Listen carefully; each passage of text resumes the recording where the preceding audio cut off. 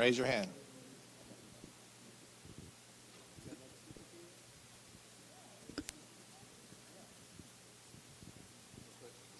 Thank you. This question is for Dr. Huggins. It's a question for you, Conrad. Question. My question is, if you put an implant in, metal or zirconia, doesn't matter, and do not add any bone graft, would you still have the chance of getting that Actinobacter infection? And if so, where is it coming from? Did you get it? She said if you put an implant in, A little closer to your mouth. she said if you put an implant in of any type, would you, with no bone graft, what are the chances of you getting the infection?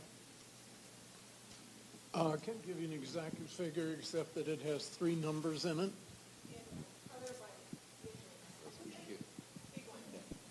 Just where, was I talking into this? Oh.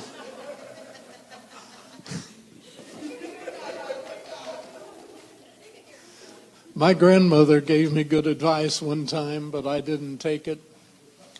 She said, don't grow old. She was right. But, yeah, as my professor of immunology said, and I have repeated several thousand times, anything implanted in bone will create an autoimmune response. The only difference is the length of time. So, yes, if you implant something in bone, it will create an autoimmune response, which means bringing in white cells, and the white cells start forming cytokines, giving you primarily the NK cells and natural killer cells. Natural killer cells do one thing: kill. Did that answer the question? So, But I'm not still, recording you. This is a hearing aid. I got hearing aids in here. I still can't hear what's going on, so appreciate having people around who can yell into this for me. but still, where does the bacteria coming from? The same Actinobacter that is very dangerous bacteria. Yeah, anytime you have inflammation, their bacteria are going to be associated with it. And the thing that we're finding now is that bacteria are almost like a bloodhound. They can be in your big toe and smell something someplace else, come in, and all of a sudden, though you only had a millionth of 1%, literally, they can multiply. They can double every 20 minutes. So one bacteria today can give you a billion bacteria the same time tomorrow. So as you start getting more and more bacteria in there, you've got an infection. And they can divide their own DNA and become different bacteria from what they were to start with. So in the war of the worlds between humans and bacteria, my conclusion is the bacteria have already won. Would you mind if I make a comment? No, go ahead. The type of bacteria that you have present are dictated by the voltage and the oxygen of the environment in which they find themselves. So as voltage begins to drop, you began to see bacteria begin to lose their cell membranes and become what are called L forms. And the L forms become more and more pathogenic as the voltage and thus the oxygen levels drop. Stealth pathogens, yes, sir, indeed.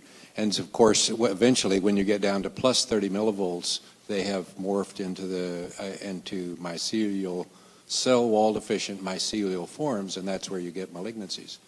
So anytime the voltage is low, you're going to have infections. And of course, one of the things, as I mentioned earlier, I personally don't believe there is any such thing as an autoimmune disease. I think that what happens is that as voltage drops and these organisms morph into L forms, that you don't have the signs of infection because Without the cell membranes, you don't get a fever, you don't get a left shift, you don't get a leukocytosis. And when you try to culture them, you cannot culture L forms unless you add antibiotics to the culture media, which is kind of strange.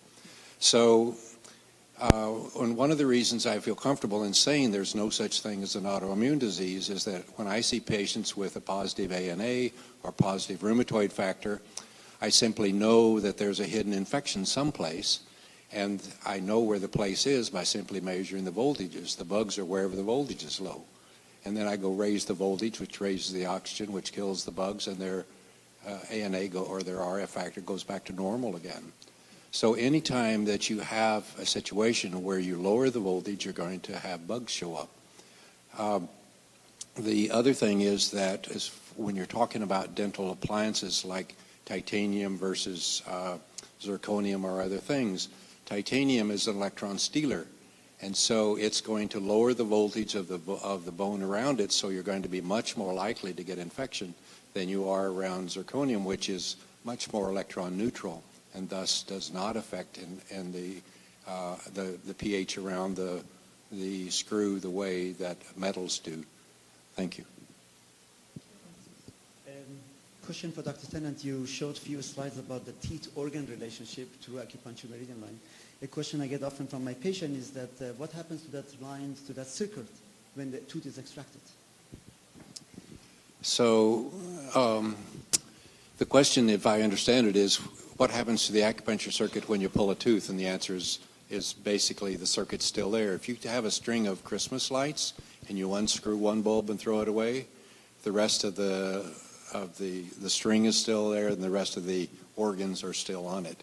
It's just that one element has been removed. And as long as there's no infection there, you have no problem.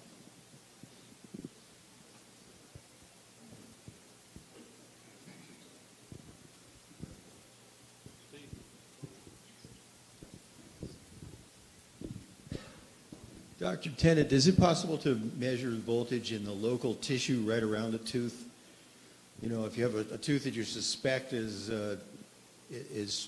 affecting meridian, is it possible to measure right at the tooth? It's very difficult, and there are a variety of reasons why it's so difficult. One of them is that majority of people you see have two different kinds of metal in their mouth. And when you have two dissimilar metals that are with a ionic solution, you have created a battery. So when you have a gold crown and a mercury filling, you have a battery in your mouth with the saliva. And when you go in and try to measure things, that you're really being influenced by that battery itself. The other thing is, of course, that many of the measurement devices are influenced in that it seems to give you a higher reading the more moisture that is present.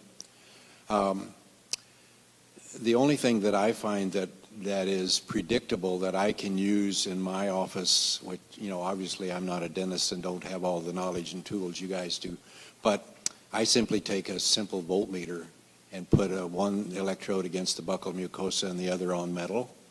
And when I hold it there, the voltage jumps all over the place, which is okay because all I'm looking for is a reading over 100 millivolts. I don't know if 100 millivolts is the right number. Years ago I said, well, if I measured and it's 4 times normal, which is 25 millivolts, then I have a reasonable chance that it's going to be abnormal. So I started very timidly sending my patients to a dentist and say, would you please take this crown off or take this filling out and seeing what's under there? And essentially always there was decay there. Well, the right number may be 70 millivolts, it may be 60 millivolts, I don't know, but that study will never be done, obviously, where you send people and take the crowns off at various voltage readings and figure out which was the right number.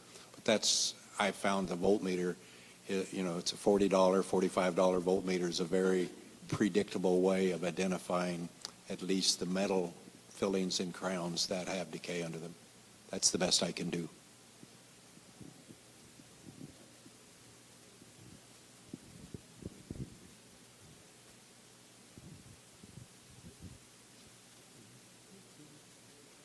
must have. Come on, Griffin, ask your question.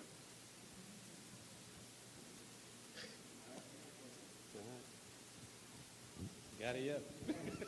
This is for Dr. Tennant. You made a comment earlier that it was a root canal tooth that had taken you down for 7 years. How do you know it was the root canal tooth?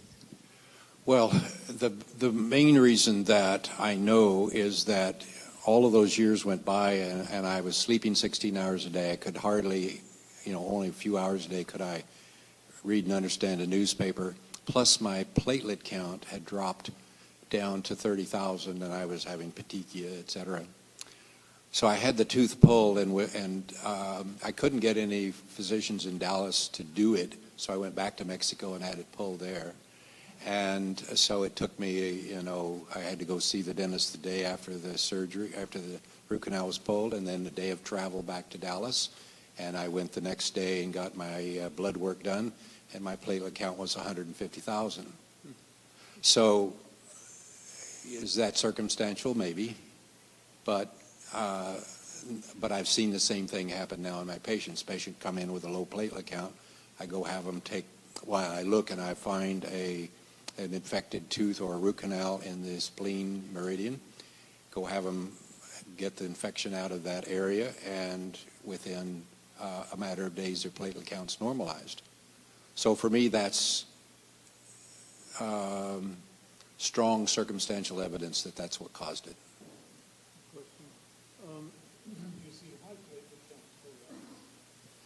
Hal was asking me if I see high platelet counts very often, and the answer is about once or maybe at most twice a year. I see high platelet counts a little more than that. I always thought it was compensation, that the platelets were not as active, as healthy as they should be, because the highs will come down, the lows will come up into a very narrow, what I call the stability range. But yeah, I don't see the highs too often, but I would see it a dozen or more times a year, and those will come down. Good. I didn't tell you that the other thing, of course, that happened to me once I had the root canal pulled is that I started, my cognition came back, even though my kids still deny that.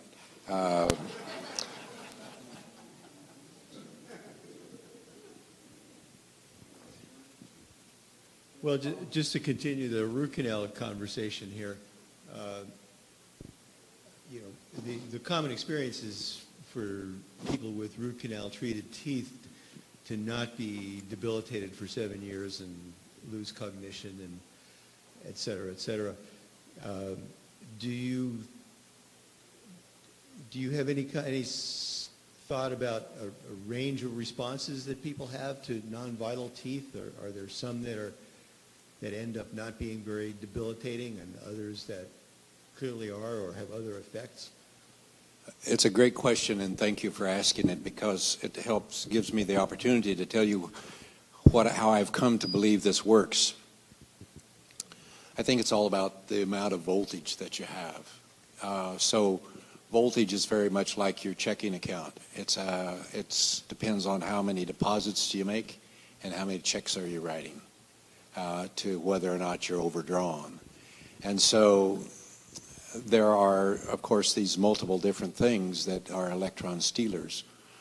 One of them, of course, is what's going on with your, not only your DVD that's playing, that's burning up your adrenals and, stress that you have, what's going on in your life at the moment.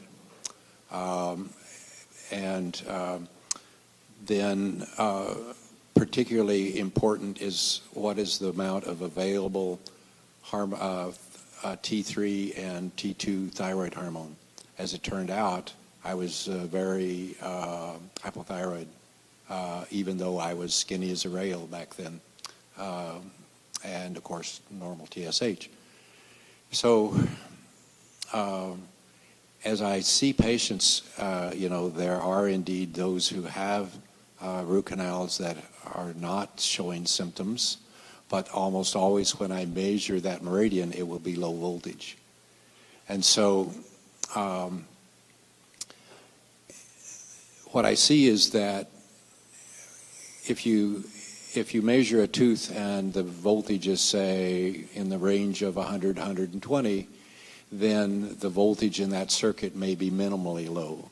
If the voltage in that tooth is 200 or 250, you can bet that it's going to be much lower than that. And if they have a root canal, it almost certainly will be much lower than that. And so it's where do you cross the line to where you begin to get the organ failure. And so I think it's graded depending on what else is going on with that person, thyroid, diet, smoking, all the other things.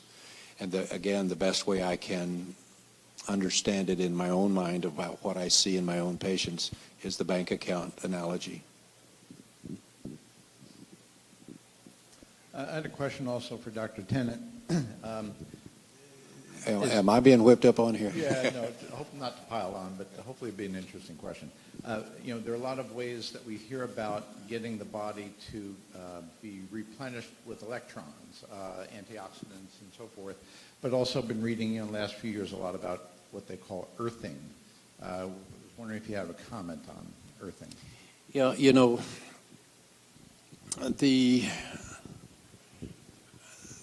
the idea about earthing has several components to it. First of all, if you indeed make an electronic connection, that is to say there's no insulator between your body and the earth, if you have aberrant frequencies in the body, you will have a tendency to have those removed.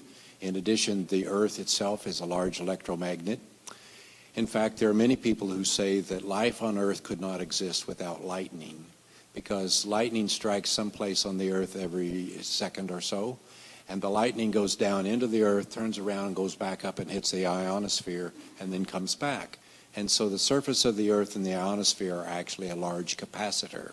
And within that capacitor, then, when you access the capacitor, you have a source of electrons that are in the appropriate frequency to be absorbed. So one of the problems that I have with people who talk about earthing is that they don't consider whether or not you are actually making a circuit or whether you're being insulated. So for example, if you were to take a conductive pad and put it on your bed and have a wire go outside and be grounded, and your body touches that, then indeed you are grounded, aren't you? But if you put a blanket over that and lay on it, you're no longer grounded, but you're insulated. And the problem with being insulated like that is that there's this idea in physics which we could roughly call implosion. Implosion is the concept of energy. Well, first of all, it was shown by Schauberger in the 1930s in Switzerland that there are really two kinds of energy. There's the energy that turns left and goes wide and disappears. There's an energy that spins right and comes to a point and concentrates itself. So the idea of having a concentrating energy that causes implosion into the cell is how we really get much of our energy itself. And there are many people like Dan Winter in France, and now Nassim Haramein and others who are talking about the ability to implode energy into the hole in the center of DNA. And so this whole business of implosion kind of wraps itself into the idea of grounding. But so this is kind of a long-winded answer. It's a good idea to be outdoors, and it's a good idea to put your feet in the dirt. There's one other component to that people miss, and that is that people have a tendency to want to ground themselves indoors because they don't want to get their feet dirty. Well, the problem with that is that there are other things outdoors besides just the grounding itself. That is to say, when you go outside, the Schumann frequencies are out there, but those frequencies will not reach you inside of your home. The other thing is that the entire planet is constantly covered day and night by approximately the same intensity of infrared light. And Jerry Pollack at the University of Washington has this past year shown what he's called the fourth phase of water. Water does not exist inside of cells as H2O. It exists as H3O2, which is a fourth phase of water. And to get from H2O to H3O2 requires infrared light. So one can draw the assumption that if you're outdoors accessing that infrared, you're going to do better in converting the water in your body to its natural intracellular state than if you're inside running on a treadmill. Dr. Rupinak, you mentioned in your lecture that you were using a lot of the materials, and a lot of them I noticed have bisphenol A in them. Are you or anyone else on the panel concerned about that? Because I know I've been getting a lot of questions from my patients about BPA. Let's see. Curare published a white paper on that a year or so ago, and they're claiming that they don't have bisphenol A in their product.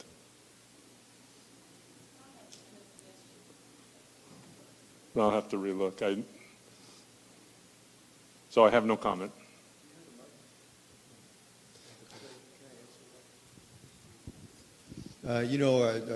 IAOMT claiming to be at least a scientific organization, we kind of looked at this BPA question in composites over the last several years, and we started two different projects, both of which the bus ran into a wall, but we did get preliminary information. One was a few years ago we had a chemist at the University of Kentucky who had access to a mass spec and gave him a bunch of common dental materials, clear fill, SE bond, and TPH, and heliomolar, and what was it from Voco, and down to the level of under 10 parts per billion, he was not able to extract BPA in particular from the composites and distinguish it from zero. And then the lab closed, the building was renovated, and our project never went to a longer term phase. The second one was last year, or maybe 2 years ago, there was a commercial outfit in Austin, Texas that commercialized the breast cancer cell line assay for estrogen activity. And BPA is one molecule, but there's untold numbers of molecules in plastics that are potentially estrogens. So this was we were very excited about this because it was a bottom line study. Was it estrogenic or not estrogenic? And so we gave them a similar array of composites, and they did a preliminary pilot study extracting from those composites under the circumstances. They had to extract it in such a way that the extract would not poison the cells and so forth. So they did their thing. And on a preliminary basis, as they claimed, they did not find any estrogenic activity extracted from our dental composites. And again, it was short-term extraction. It was only a few samples. So we were encouraged, and then the lab got sued by Eastman Chemical for saying nasty things about a product of theirs, and Eastman Chemical crushed the lab like a stuffed out cigar. And they're out of business, and so we can't complete an adequate amount of study to get to a publishable level. But on a couple of different preliminary bases, a couple of preliminary studies, we have at least strong hints that our composites are not estrogenic under physiological conditions, body temperature, familiar pHs. I have a question for Dr. Huggins. Do you have a position about non-metallic implants? Do you have a position about non-metallic implants? Yes. Would you know what that is? The non-metallics end up through a slightly different mechanism because they do not have the bacteria to start with. But as several of the articles I've run into say, any metal will have corrosive properties when in contact with biological tissues. It sounds like there's one that may not have quite as much as another, but basically they all have positive ions which combine with the negative proteins, creating a chemical that is that stimulates the immune system to produce the cytokines, to produce the NK cells and all this, so that you end up with essentially the same problem, that the all metallic implant, and of course, as I said in immunology, anything implanted in bone will create an autoimmune response. And we might discuss that. There are several things going on, obviously, simultaneously. But what this means is there will be a disease type of response no matter what you stick into bone. But the metallic does not give you any more protection than the ones that contain the bacteria. Now, as long as I've got the mic, I would like to ask the audience a question. April is the month that we're spreading the word about what we've found on implants and bone grafts. And so far, it doesn't take me talking one-on-one to a person more than 5 minutes until they want their implant removed yesterday. Placing an implant is a little tricky. Taking one out is a whole lot different from a little bit tricky. So if there are any dentists in the group who are proficient at removing and who are willing to remove implants, please give your card to Marissa, to Jamie, or to me, because this is hitting, well, it started out a couple of days ago in Australia, and we have 5 other articles. These articles are going to lay people. I'm not really trying to get involved with, I've done articles before where it's a year and a half before you really get something published. There are millions of people who are going to be damaged unnecessarily in the next year while you're waiting for peer review to go on. But there are plenty of magazines. If anybody here knows of magazines who'd be interested in some of these lay articles, which are written at different levels, please let me know, because come April 1st, we're going to try to flood the world as much as we can to let them know. You know, I say that mercury is really bad. Root canals are terrible, but implants to me are satanic. I have treated people who have been the victim of that, and when you cross over damaging the body into damaging the soul, that irritates me. And I don't think that we should be doing that to people. This is maybe a personal opinion, but if you've seen the patients I've seen, you might end up with the same opinion. So if anybody is willing to take implants out, I need people to refer to.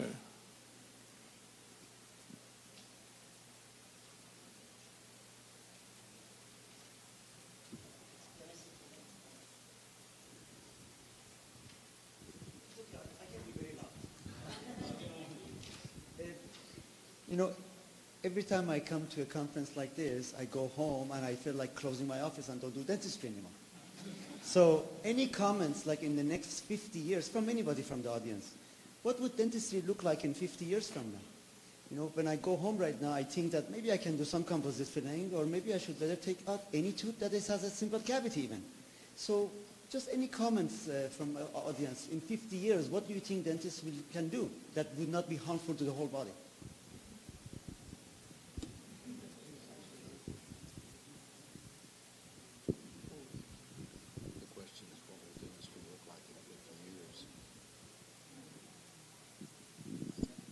First off, stop doing mechanical retention dentistry and learn how to use adhesives.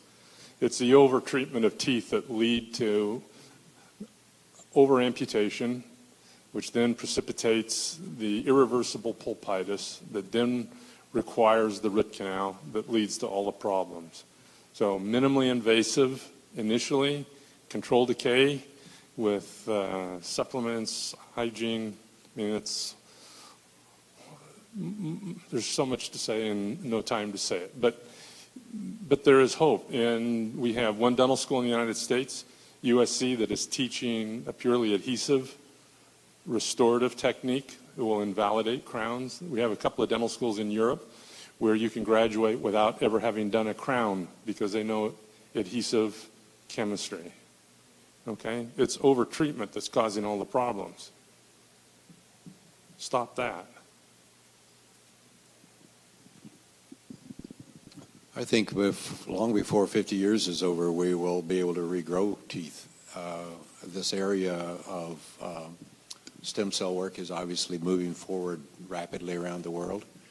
Certainly a great step forward happened just this past year when a Japanese researcher found that what converts adult stem cells into totipotent cells that can grow anything is adjustment of the voltage. And so I think that before too long we'll figure that out. It's an area I have particular interest in, but I think we'll get there. Yeah.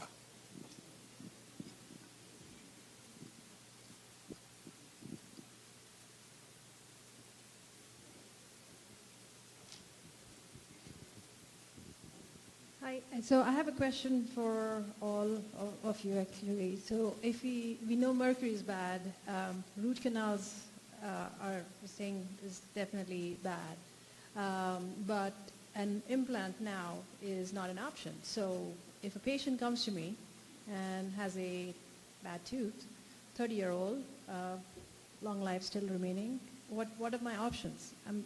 Dentures are not a great option either. So I would personally err on really trying to save that tooth as far as possible, rather than trying to, definitely implants is not my first option as far as possible, but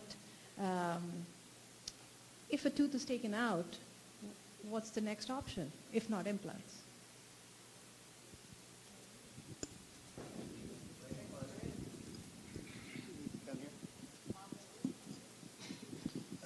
At least where I practice in Western North Carolina, there's a lot of holistic-oriented patients. A lot of our patients walk in the door with a folder that thick of all the Google searches they've done on all the possible options. And I make a lot of Duraflex partials, a lot of Nesbitt-type partials with the Duraflex material. Once you get away from acrylics, it will outgas quite a few monomers and toxins. When you move into Flexite and Duraflex, it's a nylon material. So once you mix the two, catalyst and base with the Duraflex material, it does not outgas any chemicals at all. And so you can make quite a nice Duraflex partial if you have a really good lab. I know Joe makes a lot of Duraflex too down in South Carolina. So you're not connecting the meridians of the teeth because it's a non-metallic partial. It's a lot harder than acrylic, so it's easier to adjust. It doesn't melt like some of the other materials does.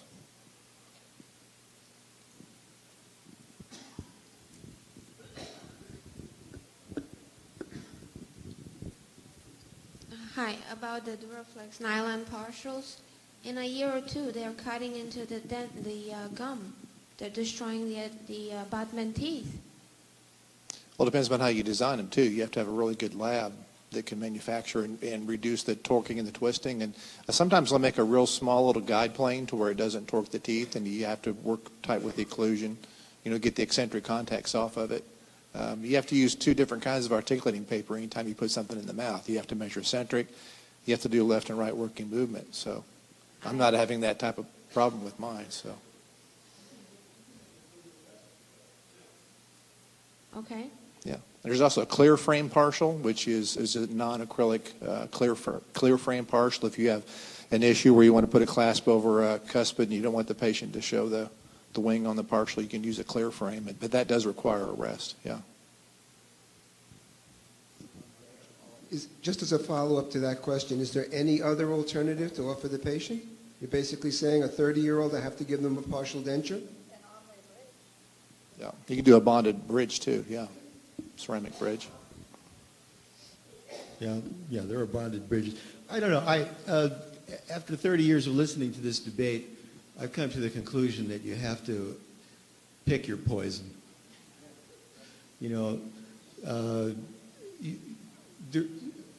We have disease, and which is debilitating, and we have treatments which are delayed debilitation, and some things are obviously far worse than others. Amalgams are, off the scale. One visit root canals are off the scale, but then there's, those of you who know me, I still do root canal treatments because people demand them, and I do it with lasers and ozone and calcium and keep my fingers crossed and follow them up. We desperately need a way to follow up the condition of a root-treated tooth before it's extracted, so we know what we're dealing with. Such a thing doesn't exist in science unless Dr. Tennant's methods prove out. I do muscle testing. It's a wild side. It's not based in recognizable science, but we have a great deal of uncertainty. We have a great deal of demand and a great deal of expectation on the part of the public. We're walking a fine rail. And my solution is at least acknowledge what the poisons are when you pick them. Steve, I got a question for you about root canals, since you're the root canal guy. I was on a blog a couple months ago with some traditional endodontists, and I was suggesting to them that we need to come up with something better than gutta percha, something with some calcium hydroxide in it that could be used. What would your opinion be like about a recall root canal where you had a molar that was hooked onto a bridge through a lava bridge, and you could put some composite over your calcium hydroxide, then maybe every 18 months, 24 months, just clean it out, re-irrigate it, re-ozone it, and just fill it back up and just do it as a recall like you would a perio patient? It's a tempting idea. I mean, we do need to acknowledge that root-treated teeth are always temporary anyway. Maybe it's a method. I mean, another method is every year giving them an injection of ozone, just something to baby it along until reality strikes and it's got to go. We just don't know at what and again, maybe it's Dr. Tennant's method, but we don't have a convenient method or a popular method of measuring where that threshold is for the general population. Maybe we all need to measure voltage in the meridians.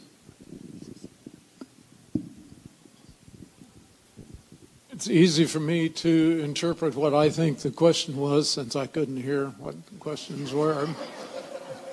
But there's one thing that keeps coming to my mind, and that is, what is the bottom line to me? The bottom line to me is the same as the bottom line in organ transplants. If you're going to transplant a liver or a kidney or something like that, you have to be very careful in tissue typing. And one of the things they look for in tissue typing is the major histocompatibility complex. Fortunately, it is spelled MHC. And this is a 5-digit code on almost every cell in the body, not the red blood cells, where you couldn't have transfusions. But it is the closer you come to having a match with MHC, the more the body's going to accept it. So if you have a twin who gives you an organ, okay, that's going to be pretty acceptable. And the others are just close. But this MHC is what the immune system looks at when it's determining self and non-self. If a cell is self, it is your cell, the body accepts it. If it has any alteration to it, it is non-self, and the immune system is instructed to destroy it, to take it out.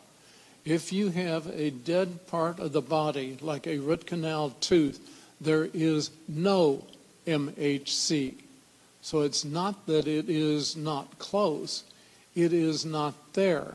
So this is why any root canal, any dead tooth is going to have an adverse reaction in the immune system. So there. I want to stand up because just sitting down I can't see everybody. One of the possible ways out of this morass of choosing our poisons may be homeopathic medicines. There's actually an interesting body of work, several hundred studies, usually animal studies. There's only been a couple human trials, where usually rats were exposed to different heavy metals, and then they gave them homeopathic doses of that particular heavy metal. And there was increased excretion of that heavy metal through the skin, through the urine, and through the stools, and around about 20%. So although that's not everything, it's part of the process. And, you know, part of what research ultimately that needs to be done in our field of homeopathy is how to actually use these protocols in optimal ways. We are a bit in the dark, but, you know, just to let you know that there is this area of experimental toxicology that homeopathic research has engaged in. Though one of the obstacles for this work ultimately is animal rights groups, which are appropriately expressing concerns. I mean, I don't consider their protests to be without merit. At the same time, these animal trials are a way for us to experiment so that all living organisms can benefit from understanding how nanopharmacology can be worked to heal us and to protect us. Because the bottom line, you know, I come out of the School of Public Health at UC Berkeley, and prevention, of course, is the first goal and most important goal. But what do you do for already the people exposed? Right now in West Bengal, India, 100 million people have been exposed to excessive doses of arsenic in the drinking water. And actually a study was done on human subjects here and published in a leading journal of toxicology called Human Toxicology. And they found not only was there excretion of arsenic, but they also measured different liver enzymes that are known to be detoxifying enzymes. And those too were increased. But this was one study. There need to be a lot more. But anyway, this is one of the ways to deal with this morass. It's good to have a homeopath, isn't it? Yeah. I just had a follow-up comment to that. I liked what you were saying this morning about, you know, I think you were talking in terms of if you give somebody a remedy and the symptom goes away, that doesn't mean they're healed yet. And I've seen a lot of patients who know a little bit about homeopathy. Sometimes a little bit is dangerous. And even some homeopathic physicians who have an infected tooth. I'm going to treat this with homeopathy. Hey, I've treated it. I'm cured. I don't have any symptoms anymore. And I look at this x-ray and I see this big blown out radiolucency on an x-ray. They don't have symptoms, but they certainly aren't cured. And I would love to think that there's all kinds of wonderful things you can do to heal the body, but as Hal said, when you get a piece of dead tissue in there, you know, how is it even possible to heal that? And I'm concerned that people with a limited understanding of homeopathy may be doing themselves a disservice by thinking they're going to cure an infected tooth with homeopathy because it feels better and it's gone away. And with Dr. Tennant's work, Steve, I think, you know, one of the ways that may be helpful, and maybe some of us in the academy can start looking at getting some data on this, when you have a root canal tooth or an infected tooth that maybe you're going to decide to do a root canal on, and you measure the voltage in the associated meridian, and you treat the tooth and you do everything you can with the lasers and the ozone and that kind of thing, and you follow up looking at what's been changed, if anything, on the voltage, and what is their overall body voltage, are they people that could even withstand this kind of invasion? So looking at those kinds of data gathering things on voltage might be an interesting project for some academy people to do.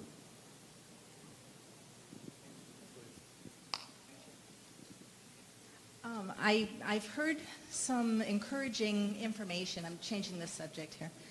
I've heard some encouraging information from endodontists who talk about research on regrowing pulps using stem cells and things like that. And there's also research that I'm sure everybody's aware of on regrowing teeth, which from my understanding is much further along than we've been led to believe. Is anybody on the panel up to date on the current state of research? And I realized that the regrowing of teeth, if it's true that it can be done in a matter of weeks, is going to have a big impact on the financial interests of the implant industry.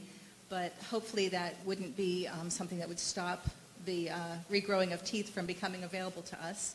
Don't call me naive. I'm just being optimistic and idealistic. So anyway, is anybody up to date on what the current state of research is on these?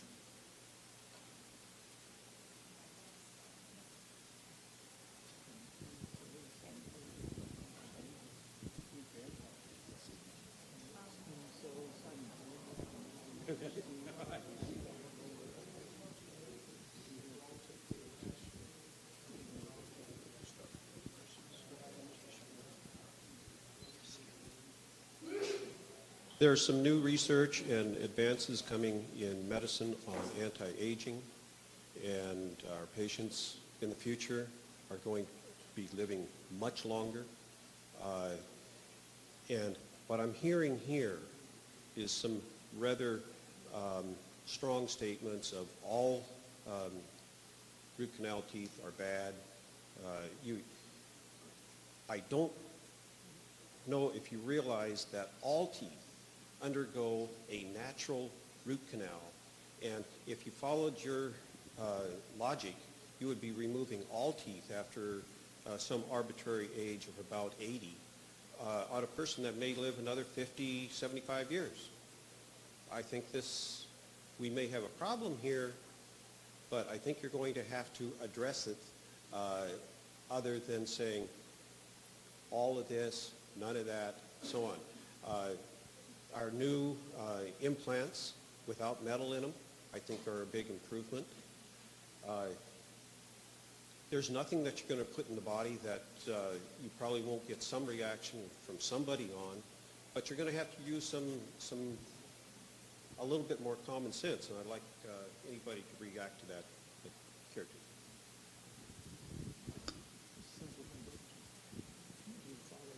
to. I agree with you. May I address part of that question, the part that I heard?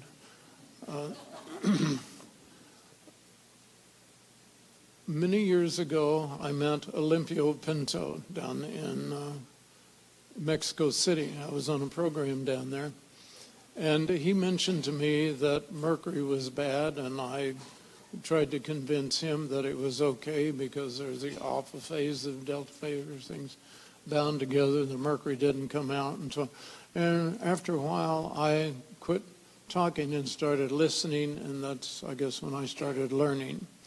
But he told me, he said, okay, you're familiar with blood chemistry. That's what I was lecturing on at that time. He said, why don't you go home and take a CBC, the complete blood count, red cells, white cells, and then place some amalgams. And a week later, a few days later, take another CBC, and then do it the other way. Take a CBC and take some amalgams out and do another CBC. So this way, you're not really having to guess or feel or psychologically figure out how you feel about it.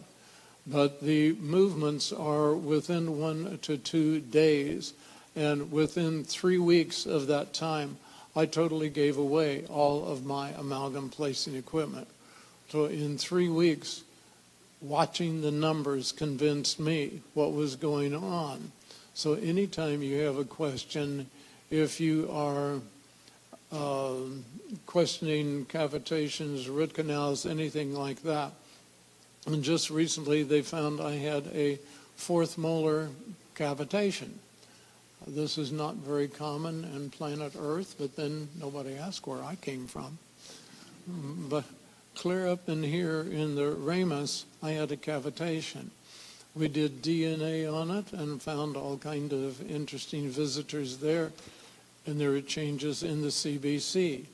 So if you want to find out whether you've done properly to the patient, take a CBC. The whole chemistry, of course, tells the whole story. I've written something called Stories Written in Blood, because when you know how to interpret it, you can find anything there. But a CBC is very inexpensive, and don't look at the normal ranges, because that depends on how many amalgams you've got, and it gets wider every year. But if you follow the CBC and you see your lymphocytes went down, your total whites went up, a few other things happened, hey, something happened that wasn't good. And if you do a treatment on the patient and those come closer to the optimum level, something you did was right. So there is a way, a very inexpensive way, to find out whether these things are true or not. Now, in my office, we have 300,000 data points of blood chemistry information. And that's what I use as my teacher as to whether what we did was right or wrong. So it'd be very easy to find out whether what you did was right or wrong. This is for Dr. Tennant. If a tooth has tested on from screening that it seems to have no vitality to it, but you don't see any other evidence of problems, you're still questioning whether to remove the tooth, or for those who root canal the tooth. Is there a way, if there is no voltage running through that meridian, to be able to recharge that and have the meridian start to be energized again, or to overcome the lack, or let's say even if on a root canal tooth, to overcome, because you were saying that the meridian energy was stopped. Could you overcome it in any other way? Ozone shots, Sanum remedies, electrical charges, anything like that? If I understand the question, it's if you have a tooth that is if you have a tooth that has infection in it, is there a way to overcome that? Is that basically your question? Not as much if the infection is going to be blocking the electrical flow, then yes. If the electrical flow can be moving on otherwise, is that a possibility to even regenerate that tooth and remove that infection? Just to add to that question.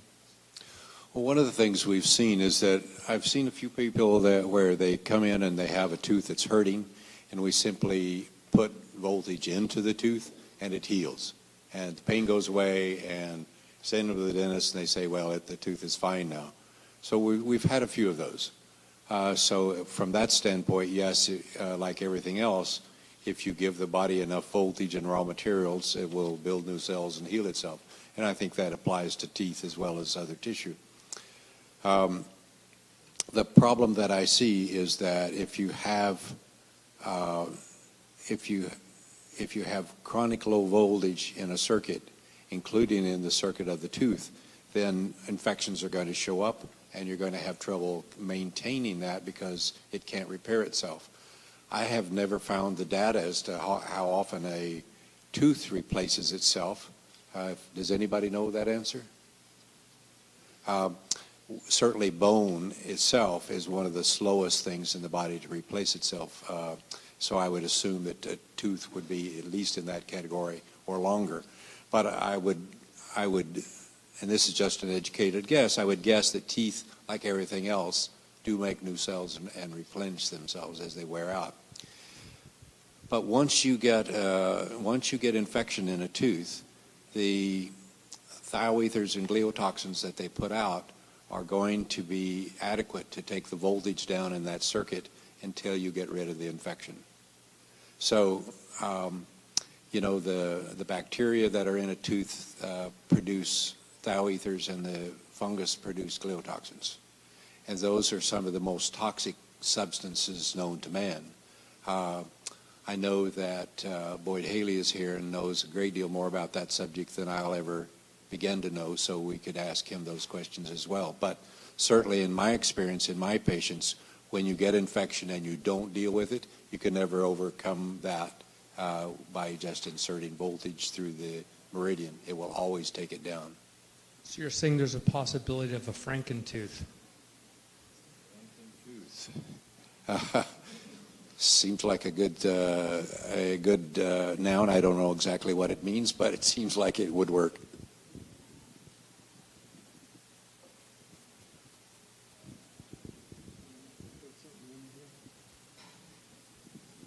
I was talking about looking at chemistries. I was just given these chemistries where we had a dentist talk to me last week, and we had a blood test done. The implant was removed, and I was just given the chemistries just now. The cholesterol dropped over 50 points. The triglycerides dropped about 60 or 70 points. The white blood cells came down about 1,500. You see enough changes like this. Okay, did you improve the patient by taking this out? Now, I don't think he underwent all of the protocol that we like to put a patient through, but just taking them out here in a matter of 2 to 3 days after he's out, there are multiple chemistries that have changed in the right direction. So thank you for furnishing this wherever it came from. But this is current. This is of the last week. When you see things that happen like that a few thousand times, you begin to believe that, yes, the stories are in the blood. I was just looking over Hal's shoulder here and noticed that the TSH is 3.6. One of the problems is that the TSH test, which most physicians are taught to pay attention to, was developed in the late 1960s and put in place in 1971. And in 1971, they told physicians that they should adjust any of the patients on thyroid medication to where it was between 1 and 10. So what had to happen was that most patients who were adequately medicated had to cut their dose in half in order to get their TSH up above 1. Well, over time, by the way, they only looked at 29 subjects to get their norms back then. Well, over time, they began to figure out that that wasn't working too well, and so the norms have changed. And if this test from LabCorp always says that the norm is 0.45 to 4.5. Well, the problem is that in 2003, the American Academy of Clinical Endocrinology said that the numbers should be 0.3 to 3.0, and the same year, the National Academy of Clinical Chemistry said it should be 0.3 to 2.0. So the labs are 10 years late updating their normals. Now, if you go onto LabCorp's website, look up the test TSH and go down into the text where it describes it, it says that you should adjust your patient to where the TSH is between 0.3 and 2.0. So I called the head pathologist of LabCorp and said, hey, on every lab you send me, it says up to 4.5 or 4.6 is normal, but on your website it says it should be below 2. How come? He says, oh, we have a committee that decides all of that, so I have nothing to do with it. Click. Well, the point is that this patient has a TSH of 3.6, which means they're hypothyroid. But their doc's going to tell them that they're not. And of course, if what you really want to know is what is the amount of free T3 and reverse T3. Because to convert T4 to the active form of T3 requires iodine, selenium, zinc, iron, cortisol, glutathione, and vitamin C. And probably as much as 80 or 90% of our population are deficient in iodine, 80% of our population are deficient in zinc, and so most people cannot convert T4 to T3, which means that you can have a normal TSH below 2 and still be 80% deficient at the cell membrane level. And so what you'll see is that a lot of people come in who are tired all the time, have low voltages when I measure them, and it's simply because they've been told by their doc that their TSH is normal.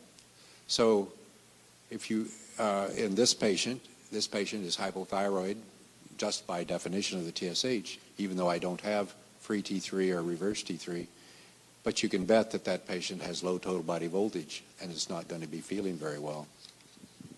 So should I have my butt implants removed too? I thought they looked great.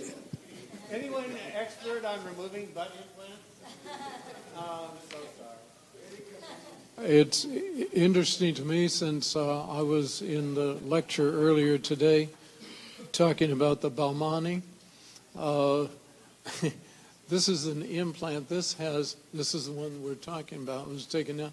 There are 25 pathogens that are listed in that one implant. And one of them is the Balmani way up in the red, which means the immune system is not taking care of it. If you've got blue, what some of these are, it means here's where the immune system is spending its time. You may have heard of Corynebacterium diphtheria. It was even higher than the Balmani and the Listeria. Anybody hear of Listeria? That's not a real nice one. That is up there. So this tells why there were so many problems. And this is why when you take these implants out, it is very wise to have intravenous vitamin C running at the same time. Some people do it before, some do it after. And I say, okay, if you're going across the street from Macy's to Bloomingdale's and it's raining, when do you put the umbrella up? When you're at Macy's, when you're at Bloomingdale's, or when you're walking across the street while it's raining? Put the IV vitamin C in. We used to wait 48 hours. We would do our first IV. We'd take all the stuff out of the mouth that needed to come out. 48 hours, do another one. Then, by accident, I decided, hey, why don't we try 24 hours and see what happens? And we got amazing changes in 24 hours that otherwise we weren't getting for several weeks. So intravenous vitamin C, we've used that way now for a couple of years. It is quite significant. It is quite a significant aid when you are dumping stuff like this into the bloodstream. As soon as the cold steel, the forceps hits that tooth, all of this stuff is going into the bloodstream right now. So that's the time the patient needs protection. Yeah, this is for Dr. Tennant. Just interested to hear your opinion on kind of Bruxism and that piezoelectric motor, and just wondering what Bruxism maybe energizes, and if maybe there's organ systems that are looking for energy, that we could look at Bruxism as a means to an end that the body's trying to modulate a system. Oh, the short answer is that I don't know the answer, but I have a theory, and I can share that with you, and the theory may be correct or incorrect. The masseter is on the stomach meridian. And so most of the time when you see people that chew gum all the time, you know, you probably have friends that you never see them. If they're awake, they're chewing gum. Usually if you have an opportunity to measure them, they have low voltage in the stomach meridian. And so as they chew, of course, the piezoelectric effect begins to help charge up that circuit. Whether or not bruxism is a function of that, I haven't had enough people who had that symptom where I could measure them to see. But it would be fun for me at least to be able to measure their stomach meridian to see what the voltage is, and if that's the reason that they're constantly grinding. This question. Let me add a footnote to that. In the sleep medicine community, there are referenced a couple of studies of sleep apneic patients who have a 75% incidence of bruxism. The theory being that when you clench and move your masseter through the bruxism motions, you're contracting enough tissue to get an airway open. The interesting study that hasn't been done is to look at everyone who's bruxing and see if they have an airway issue. Not just apnea, hypopnea, but upper airway resistance syndrome, where you're getting a partial closure of the airway. Brain's smart, it wants O2. This question is for anybody on the panel that wishes to answer. I do wellness counseling now that I've retired from dentistry, and people come to me with mystery syndromes, and I'll tell them that they need to have their root canals removed.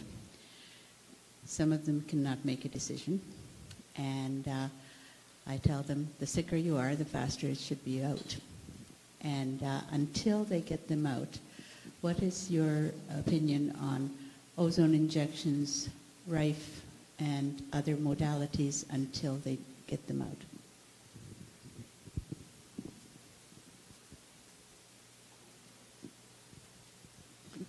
Well, I can just make a comment about Rife. Rife technology is rife with disinformation. Of course, Royal Rife started out with the idea that he could find the appropriate frequency for every microorganism and that it would cause it to implode and destroy it. But there were lots of problems with Rife's original work, one of which is that he was using a tuning fork to determine what frequencies he was using, and of course that's a very inaccurate method. Eventually, Philip Hoyland was hired to work with him, and who really came up with the appropriate accurate frequencies, and then made a machine. And during a deposition, during a lawsuit about the device, Hoyland said, nobody will ever figure out exactly how this works. Well, he was right until about 2 or 3 years ago, when finally it was figured out that it was the harmonics that were working. What he did was in the 30s, when he was first devising the machines, they had just come out with frequency modulation and single sideband. And so what he did was to hide his frequencies, as he would modulate the frequencies he wanted onto an RF carrier wave. And thus people would either measure the carrier wave or measure the sound frequency that he modulated on it, thinking one of those was the active form that killed bugs, and neither was true. Because when you modulated onto the RF carrier wave, it was the harmonics that were created that were the actual frequencies. So the majority of so-called Rife machines that are out there aren't putting out frequencies that had anything to do with any of the original work. And then along came, in the 1950s, along came John Crane, who tried to recreate what Rife had done. But he couldn't get the frequencies to be stable in the higher ranges, so he went out and bought a Heath kit, which would only go up to 1,000 hertz. And so he just took the frequencies that he knew and lopped off zeros so they would run as a machine, and published those as Rife frequencies. So most of the so-called Rife frequencies out there are really Crane frequencies with the lopped off zeros, which don't really work very well.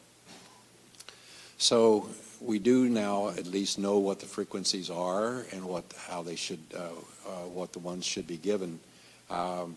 But the ability to implode microorganisms under the microscope is very difficult to do. You can do it fairly easily with paramecium, but it's almost impossible to put a bacteria under a microscope and cause them to explode with the technologies that we have. Having said all of that, the Rife frequencies that are the real ones do seem to be useful, but they seem to be useful only if you're able to figure out why the voltage was low enough that the bugs could grow in the first place. That's what seems to be the real answer. The other thing is that for most things that you do, things like the spice essential oils are much more effective at killing bugs and quickly than the many of the Rife frequencies.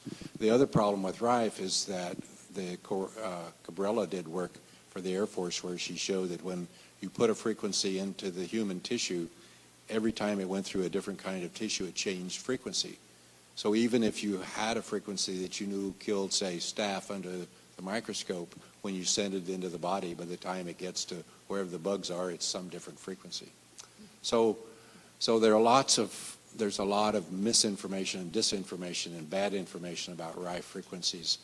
So if you're going to use Rife, I'm simply saying take the time to go through and sift through and figure out what's real, because a lot of people depend on Rife thinking that it's going to work for some specific thing, and they simply get worse because they don't understand the technology.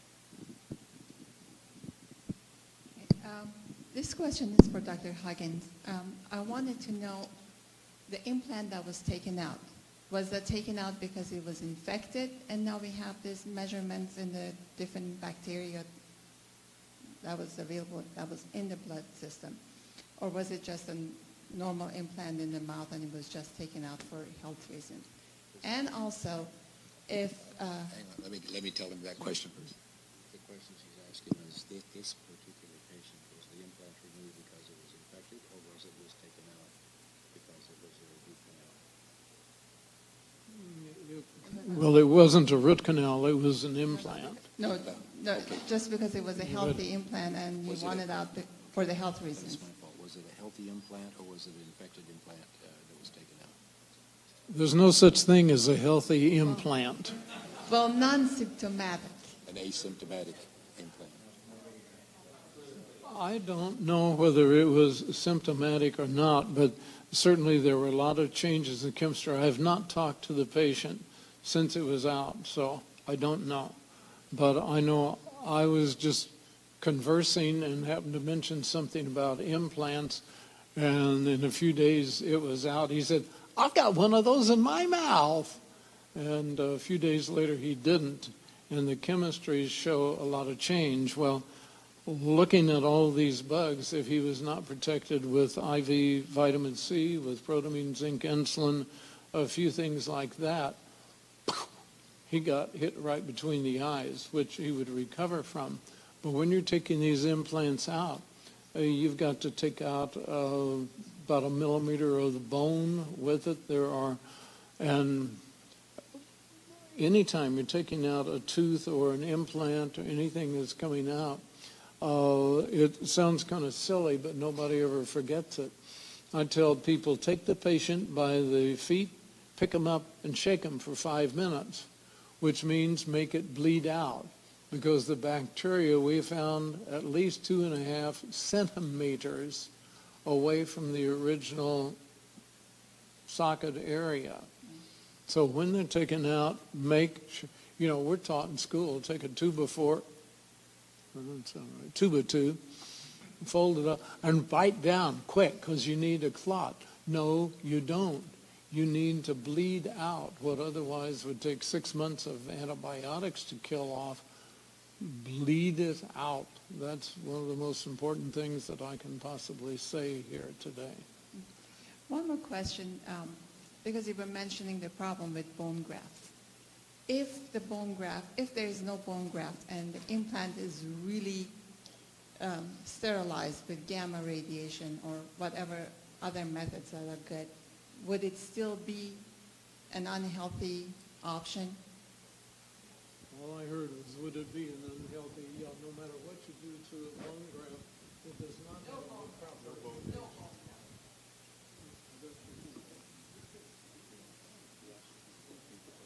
I think the question was, if you put in a bone graft that... implant with no bone graft, would that... And the implant is completely sterilized.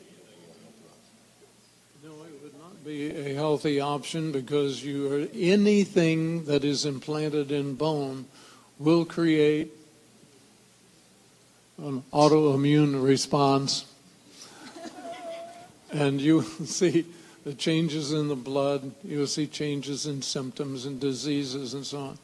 So things do not belong implanted in bone. I mean, you would not have the bacteria problem, but you end up by creating a bacterial problem.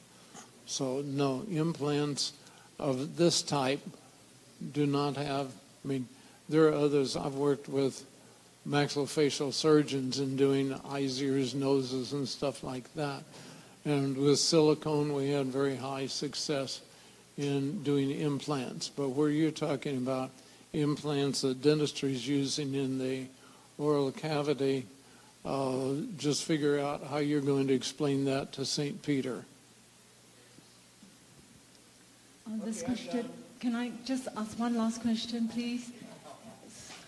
This question is for Dr. Tennant. It's regarding patients who undergo orthodontic treatment. Will the teeth that have been moved out of their original position lose the voltage?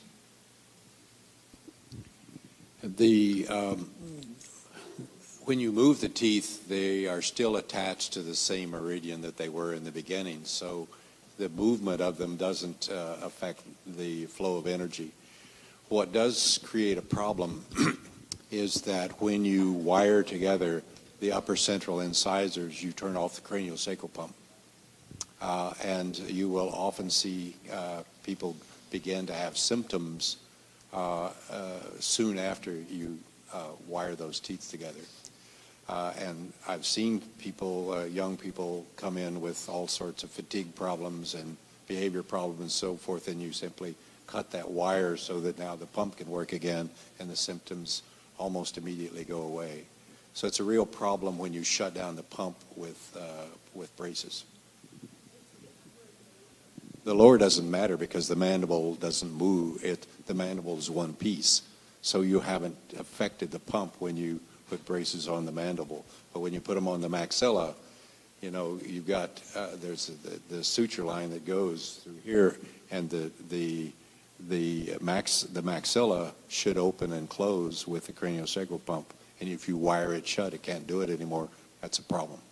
All right, thanks. That's it. I want to thank all our speakers for their time tonight. The code is SF14321.